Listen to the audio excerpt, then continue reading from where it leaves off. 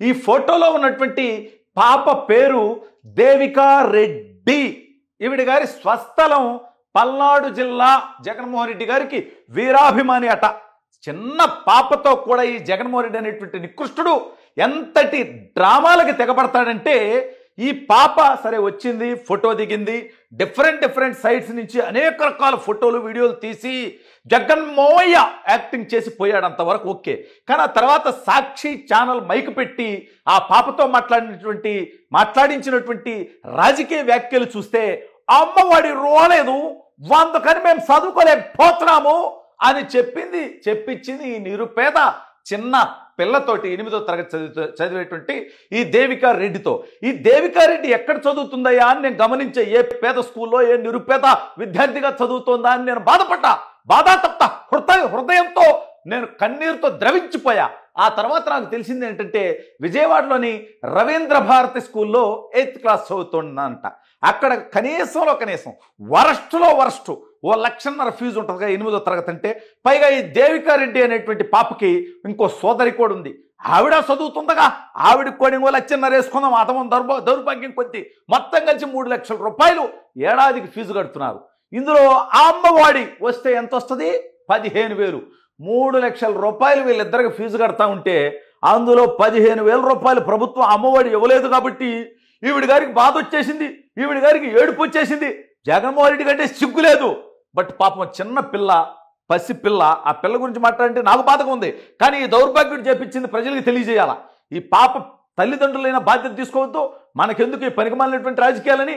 3 లక్షల రూపాయలు ఇద్దరు పిల్లలకు ఫీజు కడుతుంటే 15,000 రాలేదు కాబట్టి చాలా ఇబ్బందికరంగా ఉందంట కుటుంబానికి. నాకు అర్థం కావట్లా. పైగా సరే అక్కడికే వద్దాం, జగన్మోహయ్య ఉంటే ఒక్కడికి ఇచ్చేవాడమ్మా. తెలుగుదేశం పార్టీ కూటమి ప్రభుత్వం ఇంట్లో ఎందరు పిల్లలుంటే అందరికీ ఇవ్వబోతా ఉంది వచ్చే విద్యా సంవత్సరం నుంచి. మరి అప్పుడు మీ కుటుంబానికి 30,000 వస్తాయమ్మా, నీకు నీ సోదరికి ఇద్దరికి కలిపి. మరి రాబోయే 4 సంవత్సరాలు కూడా అంతే రాబోతున్నాయమ్మా. మరి అప్పుడు నువ్వు మేమొచ్చి ఇంకో మైకు పెడితే జగన్మోహయ్య ఒక నీచుడు, కేవలం ఒక్కరికే ఇచ్చేవాళ్ళు, ఇప్పుడు నాకు మా సిస్టర్కి ఇద్దరికి ఇస్తున్నారు, చంద్రబాబు నాయుడు గారు అద్భుతమైనటువంటి పరిపాలన అని కూడా చెప్తావా అమ్మా నువ్వు? ఏం పనికిమాలినోడు జగన్మోహన్ రెడ్డి. నీ పేటీఎం ఆర్టిస్టులతో గత 5 సంవత్సరాలు ఈ రకమైనటువంటి విష ప్రచారాలు చేశావు.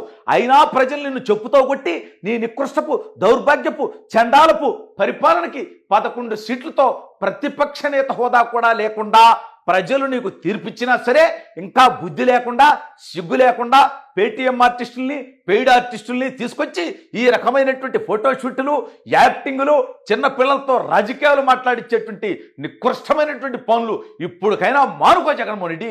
ఇవి మారి నిజంగా ప్రజా సమస్యల పైన నువ్వు మాట్లాడితే అప్పుడు ప్రజలు దాన్ని హర్షిస్తారు. కానీ ఈ రకంగా తీసుకొచ్చి వాళ్ళను కూడా ట్రోల్ చేపించేటువంటి పరిస్థితికి దిగజార్చొద్దు దయచేసి జగన్మోహన్ రెడ్డి అని చెప్పి నేను తెలియజేస్తూ, అమ్మా నువ్వు బుద్ధిగా ఎన్ని వదిలేసి ఈ పనికిమాలినోడిని ఆదర్శంగా తీసుకోవటం మానేసి నువ్వు బాగా చదువుకుంటే నీ జీవితం అన్నా బాగుపడుద్ది, లేదంటే ఈ జగన్మోహన్ రెడ్డి జీవితం లాగా తగలబడేటువంటి అవకాశం ఉంటుంది. కాబట్టి నువ్వు జాగ్రత్తగా ఉండమ్మా. ఆ పాప తల్లిదండ్రులకు కూడా నేను సూచిస్తున్నా, జగన్ లాంటి 420 గాని మీరు ఆదర్శంగా చూపించొద్దు. అదే సామాజిక వర్గంలో ఎంతోమంది స్వతంత్ర సమరయోధులు ఉన్నారు, సైంటిస్టులు ఉన్నారు, విద్యావేత్తలు ఉన్నారు, డాక్టర్లు ఉన్నారు, ఇంజనీర్లు ఉన్నారు. వాళ్ళందరినీ ఆదర్శంగా చూపించండి ఆ బిడ్డకి. అంతేకాని ఇలాంటి 420 గాడి నీడ పడితే కూడా, వీడి నీడ పడి ఆల్రెడీ అనేక మంది జీవితాలు జైలు పాలైనాయి, కోర్టులు పాలైనాయి, సర్వనాశనం అయినాయి. ఇప్పుడు ఇటువంటి వ్యక్తిని ఏ రకంగా పిల్లలకి, యువతకి ఆదర్శంగా చూపించాలి?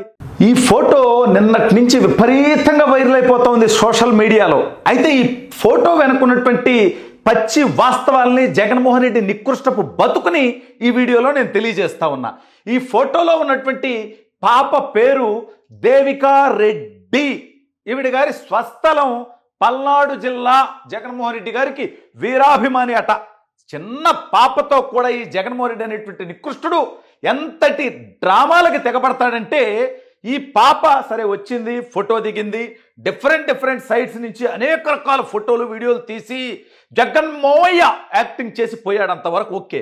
కానీ ఆ తర్వాత సాక్షి ఛానల్ మైక్ పెట్టి ఆ పాపతో మాట్లాడించినటువంటి రాజకీయ వ్యాఖ్యలు చూస్తే అమ్మవాడి రోలేదు, అందుకని మేము చదువుకోలేకపోతున్నాము అని చెప్పించింది ఈ నిరుపేద చిన్న పిల్లతోటి 8వ తరగతి చదివేటువంటి ఈ దేవికా రెడ్డితో, ఈ దేవికా రెడ్డి ఎక్కడ చదువుతుందయ్యా అని నేను గమనించే, ఏ పేద స్కూల్లో ఏ నిరుపేద విద్యార్థిగా చదువుతుందా అని నేను బాధాతప్త హృదయంతో నేను కన్నీరుతో ద్రవించిపోయా.